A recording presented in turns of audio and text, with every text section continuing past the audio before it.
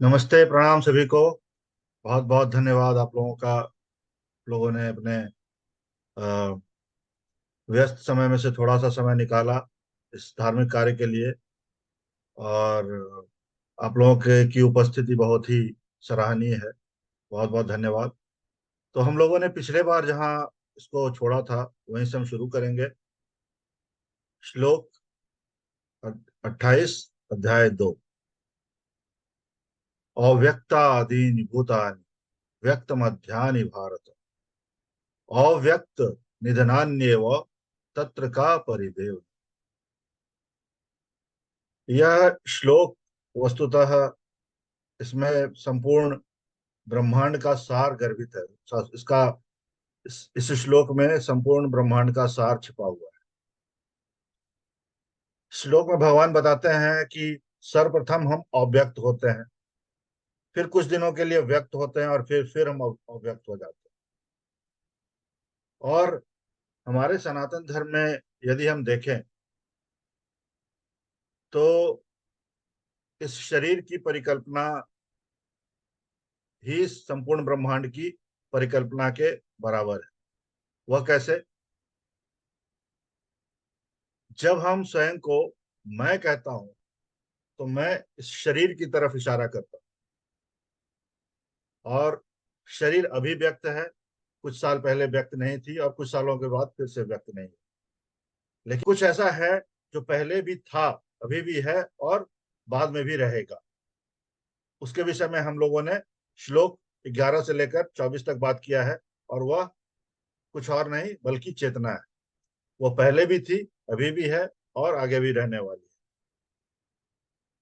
अब यह श्लोक को हम थोड़ा इस प्रकार देखते हैं कि जैसे एक एक उदाहरण लेते हैं, बीज और वृक्ष का।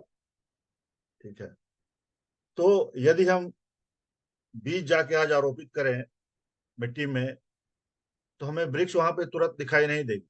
वो अंकुरित होगा, फिर उसमें कुछ वर्षों के पश्चात, उसमें कुछ समय के पश्चात उसमें पत्ते आएंगे, और धीरे धीरे करके उस वो और बढ़ने लगेगा, और एक दिन ऐसा आएगा कि वह एक विशाल वृक्ष बन जाए।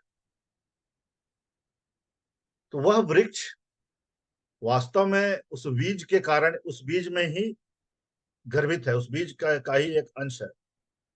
परंतु क्या वह बीज बिना वृक्ष के संभव था? यह संभव नहीं था।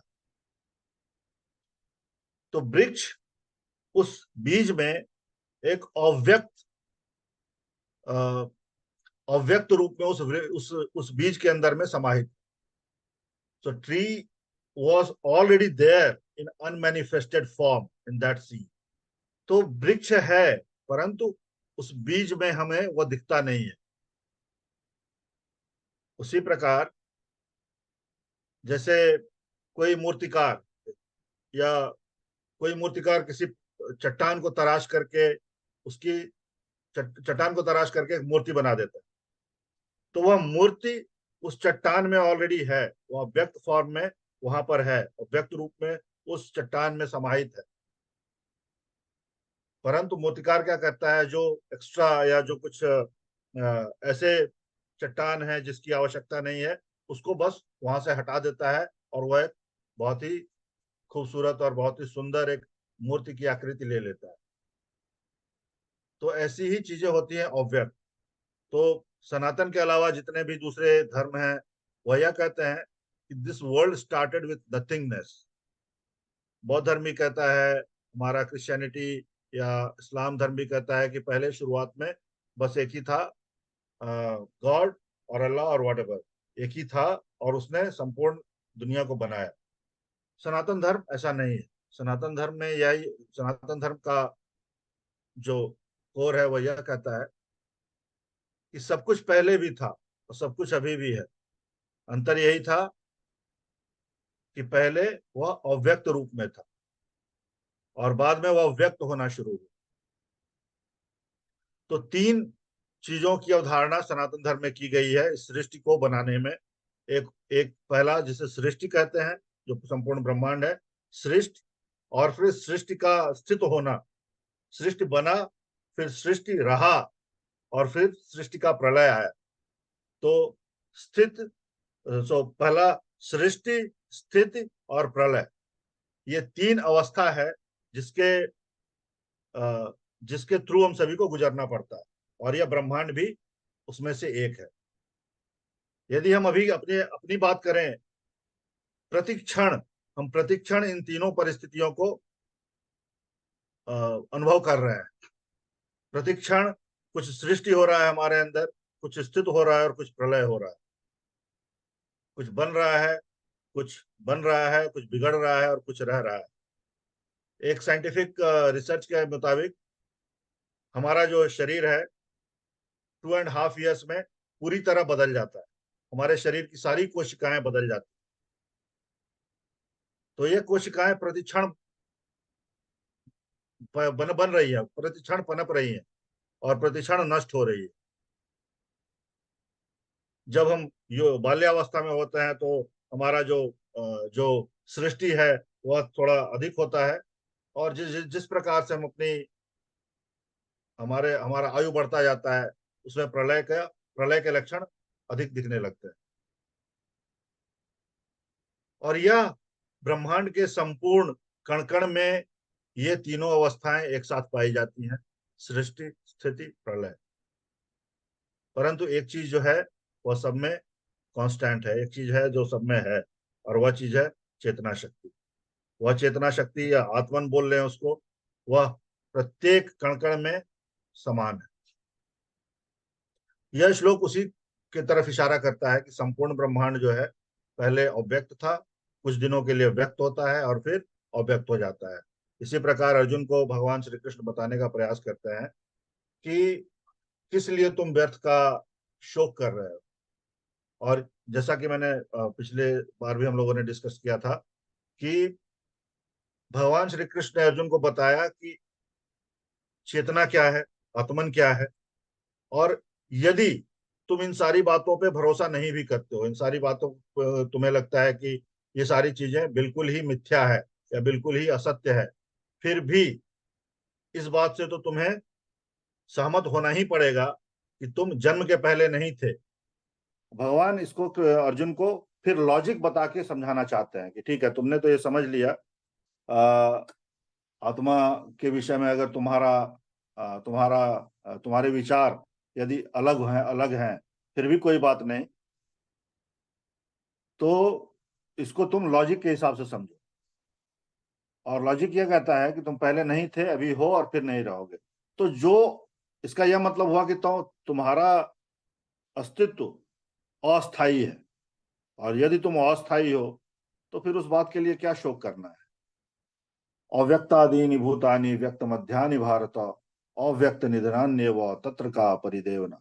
यही भगवान श्री कृष्ण अर्जुन को बताने का प्रयास करते हैं। और उसमें एक बहुत ही सार की बात छुपी हुई है, जो जैसा मैंने बताया कि संपूर्ण ब्रह्मांड के सृष्टि की बात है, और कण कण में एक साथ सृष्टि, स्थिति और प्रलय एक साथ ही चलता रहता है। यह इस श्लोक में छुपा हुआ है। अगला श्लोक देखते हैं। आश्चर्यवत् पश्यति कश्चिदेन माश्चर्यवत् ददति कथैव चान्यः आश्चर्यवच्चैन्यमन्यः शृणोति श्रुत्वा पैनं वेद न चायव कश्चित्। यह यहाँ पर भगवान श्री कृष्ण इसको एक मिस्ट्री की तरह बताते हैं, एक रहस्य की तरह बताते हैं कि हम, और वो बताते हैं कि इसमें तीन प्रकार से जो कुछ लोग ऐसा है जो इस आत्मा को आश्चर्य की तरह देखते हैं, कुछ लोग ऐसे हैं जो इस आत्मा को आश्चर्य की तरह बताते हैं, और कुछ ऐसे हैं जो इस आत्मा को आश्चर्य की तरह सुनते हैं। तो वस्तुतः भगवान श्री कृष्ण यहाँ पर अर्जुन को बता रहे हैं कि किस प्रकार से हमारी इंद्रियां हमें चीजों को सही प्रकार से समझने नहीं देती है। कुछ ऐसी चीजें हैं जिनको हम अपनी इंद्रियों के द्वारा अनुभव नहीं कर सकते, कुछ ऐसी चीजें हैं जिनको हम मात्र मन के द्वारा अनुभव कर सकते हैं, इंद्रियों के द्वारा अनुभव नहीं कर सकते।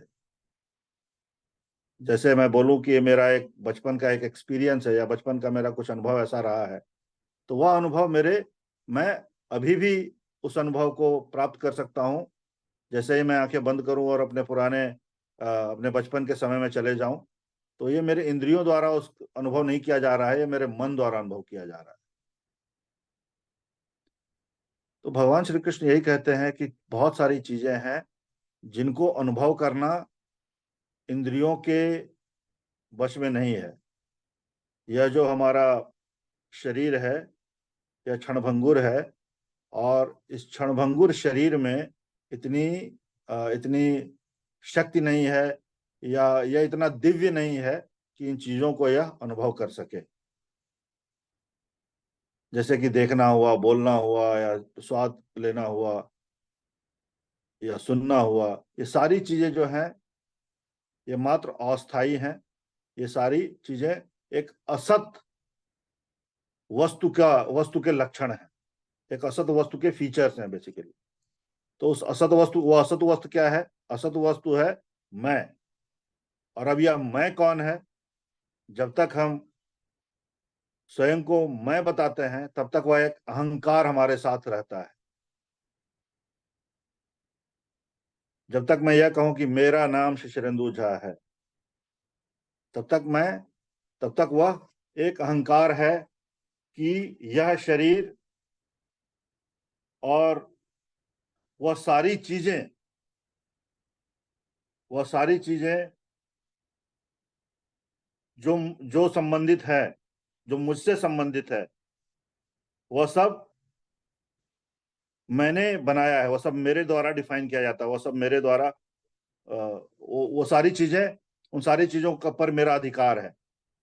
तो एक अहंकार है जो एक अनकॉन्शियस माइंड में एक क्या बोलेंगे उसको, एक अहंकार जो अनकॉन्शियसली हम स्वयं को बताते रहते हैं कि यह मैं हूं, यह मेरा परिवार है, ये यह मेरा घर है, ये मेरी गाड़ी है, ये ऐसा मैं जॉब कर रहा हूँ, ये मेरा इतना बैंक बैलेंस है, या ये मेरे बच्चे हैं।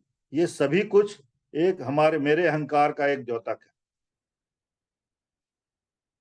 तो ये मैं के सारे फीचर्स हैं, जो देखना, जो पांचों इंद्रियां हैं, ये मैं के सारे फीचर्स हैं।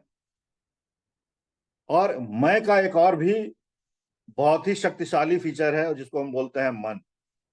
यह मन कभी भी हमें मन मैं से अलग नहीं होने देता है। जब भी हम ये सोचते हैं कि ठीक है, कुछ भी हम सोचना चाहें, तो उसमें वह मन आ जाता है, और हम हमारे पुराने एक्सपीरियंसेस को या हमारे पुराने अनुभव को बताता है कि तुम्हारे साथ ऐसा हुआ, या तुमने ऐसा किया, या तुम आने वाले समय में ऐसा करोगे, या तुम्हारे साथ ऐसा होने वाला है। हर चीज मुझसे संबंधित रहता है। हर चीज, मन हमें ये सारी चीजें बताता है जो हमारे भूतकाल में हमारे साथ हो चुका है या भविष्य काल में हमारे साथ होने वाला है। मन कभी भी हमारे वर्तमान के बारे में नहीं बताता है, इस बात को आप ध्यान दें। वह मन कभी भी हमें हमारे वर्तमान के बारे विषय में नहीं बताता है। मन हमेशा हमें या तो भूतकाल के विषय में बताता है या भविष्य काल के विषय में बताता है। आप लोग जब भी समय हो, आप लोग आंखें बंद करके देख लें, और प्रयास करें कि मन में कोई विचार ना आए। लेकिन यदि मन में विचार आता है, तो केवल इतना ध्यान दें कि वह विचार कहाँ से आ रहा है। वह या तो पास्ट का होगा या फ्यूचर का होगा। तो यही विचार मन में आते रहेंगे। इसलिए जो हमारे विचार है, और विचार कहाँ जन्म लेता है? विचार हमारे मन में जन्म लेता है। तो हमारा हमारा जो लिमिटेशन है, जैसे इस मैं का जो फीचर है, मैं, मनोबुद्धि, अहंकार, चित्त, ये सारे इस मन के फीचर हैं। उसके अलावा ये पांचों इंद्रियां, ज्ञानेन्द्रियां, पांचों ज्ञानेन्द्रियां, पांचों कर्मेंद्रियां। ज्ञानेन्द्रिया का मतलब वही जो हमारे सेंस ऑर्गन्स हैं। पांचों कर्मेंद्रियां मतलब हमारे दो हाथ, दो पैर, ये सारे हमारे कर्मेंद्रिय हैं। मन, चित्त, अहंकार, ये सब हमारे मैं का ही फीचर है। तो जब तक यह मैं है, तब तक यह संपूर्ण अस्तित्व, हमारा जो संपूर्ण अस्तित्व है वह एक असत्य है, वह सत्य नहीं है।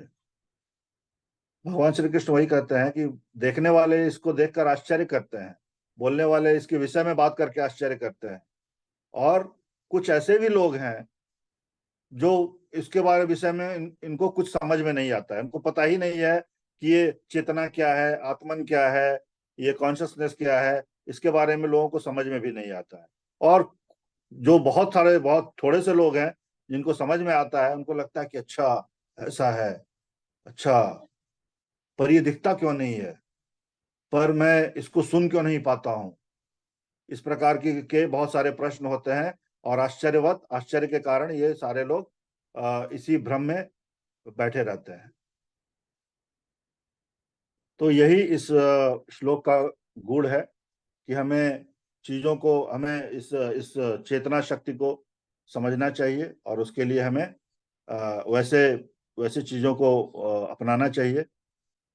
और वैसे चीजों को अपनाने का भी भगवान ने रास्ता दिखाया है। अध्याय 6 में हम उसके विषय में बात करेंगे, जहां पर भगवान श्री कृष्ण बोलते हैं कि कैसे हम अपनी चेतना शक्ति को पहचान सकते हैं, स्वयं को पहचान सकते हैं, जो इस शरीर से और मन से परे है, हम कैसे उस चीज को पहचान सकते हैं।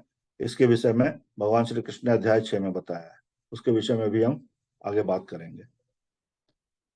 फिर अगला श्लोक है अध्याय 30, श्लोक 30, जिसमें यहाँ पर पहली बार भगवान श्री कृष्ण ने देही शब्द का उपयोग किया है, और यह देही बार बार आता ही रहेगा। संपूर्ण गीता में बहुत सारे श्लोकों में इस देही शब्द का उपयोग आता रहेगा। देही नित्यम अवध्योयम देहे सर्वस्व भारत तस्मात् सर्वाणि भूतानि न त्वं शोचितुमर्हसि। देही का मतलब क्या हुआ? देही मतलब देह में रहने वाला। यह आत्मा सबके शरीर में सदा ही अवध्य है। अवध्य मतलब जिसका वध नहीं किया जा सके। इस कारण संपूर्ण प्राणियों के लिए तू शोक करने योग्य नहीं। भगवान श्री कृष्ण अर्जुन को कहते हैं कि यह अ, यह आत्मा या चेतना, आत्मन जिसको बोलते हैं, वह सभी के शरीर में एक जैसा ही है, और सभी के शरीर में ही उपस्थित है। तो इस चेतना के विषय में, जब सबके सबके शरीर में यह उपस्थित ही है, तो इसके विषय में फिर क्यों शोक करना है? इसलिए तुम्हें शोक नहीं करना चाहिए। भगवान श्री कृष्ण अर्जुन को अलग अलग चीजों के विषय में बता के बोलते हैं कि यह कार्य तुम्हारे लिए श्रेयस्कर है। इसका अगले श्लोक में भगवान श्री कृष्ण ने इसका उदाहरण दिया है कि किस प्रकार, कैसे यह कार्य श्रेयस्कर है। अगला श्लोक देखते हैं हम।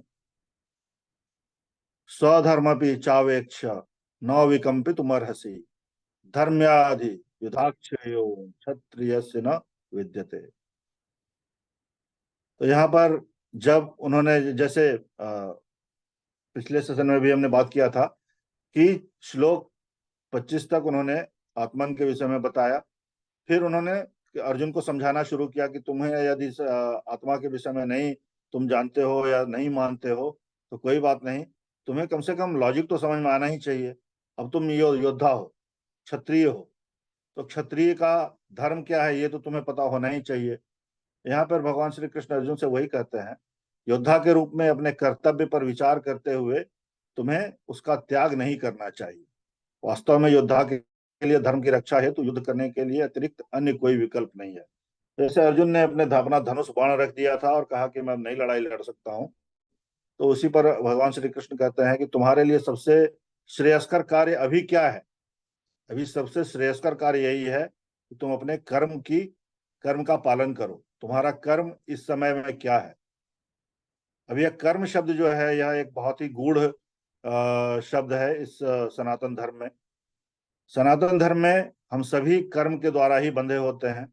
यदि आप आज जुड़े हैं, ये किसी कर्म का परिणाम है। यदि हमारे जीवन में सूक्ष्मतम चीजें भी घटित होती हैं, तो यह हमारे किसी न किसी कर्म का ही परिणाम होता है। तो कर्म को समझने के लिए हम क्या कर सकते हैं? क्यों हमारा ये, वैसे वेस्टर्न वर्ल्ड ने कर्म को कर्मा बना के उसको बहुत बड़ा मार्केट खड़ा कर लिया है अपना, और हर चीजों में ही कर्मा आ जाता है।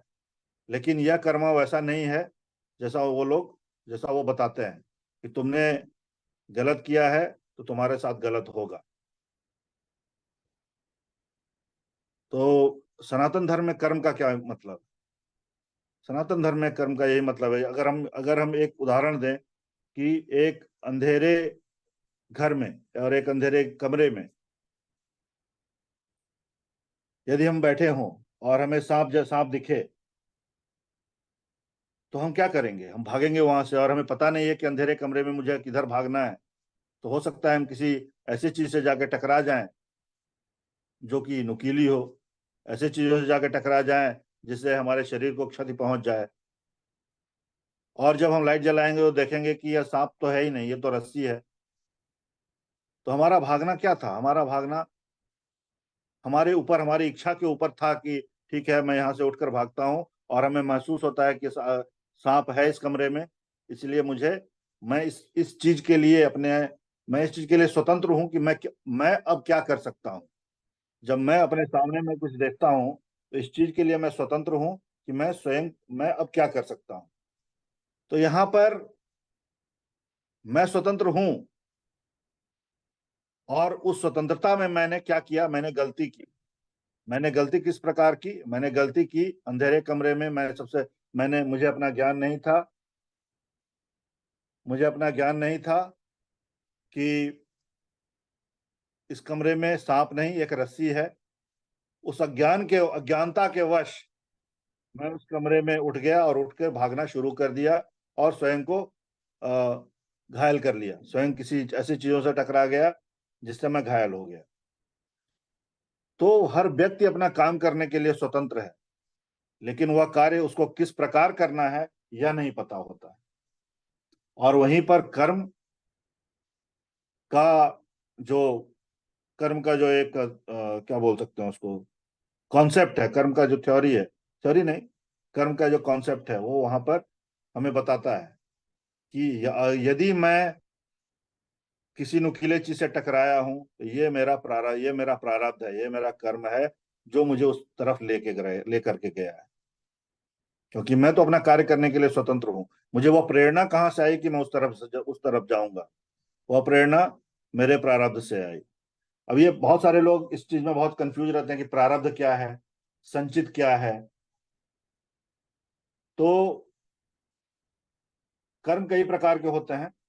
इसमें एक संचित कर्म होता है, एक प्रारब्ध कर्म होता है। और संचित कर्म जैसे यह शरीर जन्म जन्मांतर से चला आ रहा है, और एक जन्म में हो सकता है कि हमने इतने सारे बुरे और अच्छे कर्म किए हों जिसका परिणाम उस जन्म में नहीं मिल पाया हो, तो वह हमारे साथ वह जुड़ जाता है, हमारे सूक्ष्म शरीर के साथ वह जुड़ जाता है। और सूक्ष्म शरीर में, जैसा कि पहले भी हम लोगों ने बात किया था, सूक्ष्म शरीर में हमारे इमोशंस होते हैं, हमारी सोच होती है, हमारा मन होता है, हमारे अनुभव होते हैं, वो सारी चीजें होती है, हमारे सूक्ष्म शरीर के साथ जुड़ जाता है, और फिर वह अगले शरीर में कैरी फॉरवर्ड हो जाता है। इस तरह से कर्म चलता ही जाता है, चलता ही जाता है। तो बेसिकली मिसअंडरस्टैंडिंग और miss interpretation of the world is called Karma basically. तो हम जब दुनिया के विषय में जब हमें सही चीजों का अंदेशा नहीं होता है, और हम कुछ और हम अपना कार्य किसी गलत दिशा की ओर लेकर जाते हैं, तो उसका परिणाम भी हमेशा गलत ही होता है। इसीलिए हमें सबसे पहला हमारा कार्य होना चाहिए कि हम अज्ञानता को अपने आंखों के समक्ष से दूर हटाएं। हम यह समझें कि मैं कौन हूं, क्योंकि यह शरीर एक आवरण है, और उस आवरण के अंतर्गत जो कुछ भी मैं कर रहा हूं उन सारे चीजों का एक अपना लिमिटेशन है। क्योंकि हम स्वयं को अपने शरीर के द्वारा आइडेंटिफाई कर रहे हैं। इस शरीर का अपना एक लिमिटेशन है, इस मन का एक अपना लिमिटेशन है। इसीलिए सारे कर्म जो हैं स्वतः अ, हमारे स्वतंत्र होने के बावजूद, हमारे स्वतंत्र होने के स्वतंत्र एज इन जब हम यह बोलते हैं कि मैं अपना कार्य करने के लिए स्वतंत्र हूँ, जैसे बहुत सारे लोग ये बोलते हैं कि जब सब कुछ भगवान ने निर्धारित कर रखा है तो हमें कष्ट क्यों हो रहा है, जब भगवान सब कुछ जानते हैं कि सब कुछ अच्छा होना चाहिए किसी की जिंदगी में, तो हमें कष्ट क्यों हो रहा है। भगवान कुछ नहीं करेंगे, भगवान कुछ नहीं समझते, कुछ नहीं आपको, भगवान तब तक कुछ नहीं करेंगे जब तक आप पूरी तरह से उनके लिए समर्पित ना हो जाएं। और उस समय आपकी सब संपूर्ण कर्म जो है वह शून्य हो जाएगी, तभी भगवान आपको अपना लेंगे। जब तक हम स्वयं को पूरी तरीके से भगवान के लिए समर्पित ना कर दें, हमारा कर्म शून्य हो ही नहीं सकता है। तो हमें इस प्रकार अपनी जिंदगी को जीना चाहिए कि हमें सदैव सदैव अपने एक छोटे छोटे बच्चे शिशु की तरह अपने आप को समझना चाहिए, जो हमेशा अपने माँ की तरफ देखता है। माँ उसको खाना खिला देती है, माँ उसको सुला देती है, माँ उसको क्लीन कर देती है, और वह बच्चा खुश हो जाता है। बच्चा को पता नहीं है कि उसे क्या करना है। तो हमें उसी तरह से ही रहना चाहिए, और हमें स्वयं को भगवान के हाथों में सौंप देना चाहिए, और धीरे धीरे करके हमारे सारे कर्म समाप्त हो जाएंगे। तो ये बहुत ही गूढ़ विषय है, इस पर हम और चर्चा जारी रखेंगे। मुझे लग रहा है समय का समाप्त हो रहा है, लेकिन कुछ प्रश्न है तो अवश्य करें, मैं5 मिनट प्रयास है। करूंगा। अभी 5 मिनट बचे हुए। जी जी जी। पर लास्ट वाला तो एग्जांपल आपने बहुत अच्छा दिया, वो जो आपने सरेंडर होने का बताया। जी जैसे जी एक जी बच्चा और माँ का जो आपने एक उदाहरण प्रस्तुत किया, वो एकदम से एकदम जी। समझ जाने वाला है। हाँ। तो हमें जब हम जब हम शिशु की तरह अपने आप को समर्पित कर देते हैं अ, भगवान के भगवान के चरणों में हम्म। या भगवती के चरणों में, तब हमारे कर्म जो हैं वो शून्य होने लगते हैं। ये जो और तीन कर्म, sorry sorry to interrupt, but मैं ये बोलना चाह रहा था कि जो तीन कर्म होते हैं ना, एक तो संचित कर्म बताया, जो पिछले जन्मों का अच्छा या बुरा जो हम लोग जी जी, तय करते हैं, उसको संचित कर्म बोलते हैं। सही एक है। दो कर्म है ना, एक एक जो एक एक प्रारब्ध हुआ, प्रारब्ध कर्म हुआ होता है जो हम अभी भुगत रहे हैं। मतलब अब वह कर्म बहुत दिनों से है, और अब उस कर्म का जो ये है कर्म को पूरा होने का समय आया, तो वह इस जन्म में हम भुगत रहे हैं। ठीक है, तो वह प्रारब्ध हो जाता है हमारा। और जो इमीडिएट होता है उसको कौन सा कर्म कहते हैं? तीन है ना, मैं सुना था कहीं, तीन कर्म, एक तो संचित कर्म, एक प्रारब्ध कर्म, और तीसरा एक इमीडिएट हमको जिसका फल मिलता है बुरा या उसको एक। हाँ, उसका बुरा या अच्छा जैसे हम तुरंत अगर हम मान लेते हैं कि अभी मैं नहीं कोई भी इंसान है, यदि तुरंत कुछ 5वीं मंजिल से नीचे कूद जाए, तो उसके हाथ पैर टूट जाएंगे या वो मर जाएगा, तो उसको उसके कर्म का तुरंत उसको फल मिल गया। ठीक है। करेक्ट तो करेक्ट, तो क्या उसको कौन सा कर्म बोलेंगे?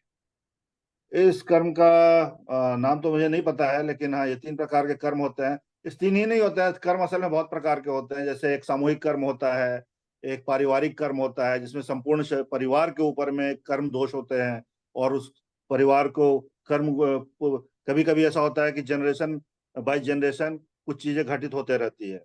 मैं एक ऐसे व्यक्ति को जानता हूँ जिनके जिनके पूरा 3 जनरेशन में हमेशा बड़े लड़के का मृत्यु हो गया है, और उसके बाद फिर उसके बच्चे जो है, उसके छोटे भाई बहन जो हैं, वो फिर कैरी फॉरवर्ड, मतलब उसके छोटे भाई बहन जो है फिर वो जिंदा रहे हैं।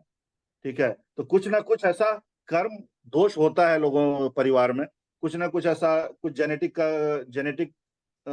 कर्म भी होते हैं, कुछ सामूहिक कर्म होते हैं। सामूहिक कर्म का ये मतलब होता है कि इस शहर, जैसे अभी इजराइल और हमास में लड़ाई हो रहा है, बहुत सारे परिवार जो हैं वो क्षतिग्रस्त हो गए हैं या मारे गए हैं या जो भी है। तो हम्म। उन सबका एक सामूहिक कर्म है जो सभी एक साथ भुगत रहे हैं। ठीक है। और कर्म ये भी है, बहुत सारे लोग ऐसे हैं जो एक साथ ही पाप किया होता है उन्होंने, और धीरे धीरे करके उनको भुगतना पड़ता है। जैसे बहुत सारे हिंदुओं को भगा दिया गया कश्मीर से, और उसके लिए सारे उस जगह में जितने भी उस वहां पे रहने वाले थे सभी जिम्मेवार हैं। तो ये सभी सामूहिक कर्म के ही उदाहरण है। तो कर्म तीन ही नहीं होते हैं, कर्म के कई प्रकार हो सकते हैं। इसमें पारिवारिक कर्म, सामूहिक कर्म, जेनेटिक कर्म, बहुत कुछ होता है। लेकिन ये एक बहुत ही गूढ़ और बहुत ही बड़ा बहुत ही बड़ा एक टॉपिक है। इसके लिए कम से कम 2-3 सेशन तो हमें चाहिए इसके विषय में बात करने के लिए। धीरे धीरे करके हम इसके छोटे छोटे जो उदाहरण देंगे तो हो सकता है कि हम सभी इससे कुछ ना कुछ समझें, कुछ ना कुछ सीखने का प्रयास करें। लेकिन इस श्लोक में भगवान श्री कृष्ण ने कर्म की तरफ पहली बार इशारा किया है। अच्छा और जब वो कर्म योग आता है अध्याय 3 में, तब फिर कर्म की पूरी बात करते हैं वो। लेकिन यहाँ पे बस थोड़ा सा इशारा किया है। अच्छा, ओके, धन्यवाद, thank you for your time. बहुत बहुत धन्यवाद सबका, लोगों ने ज्वाइन किया। नमस्कार।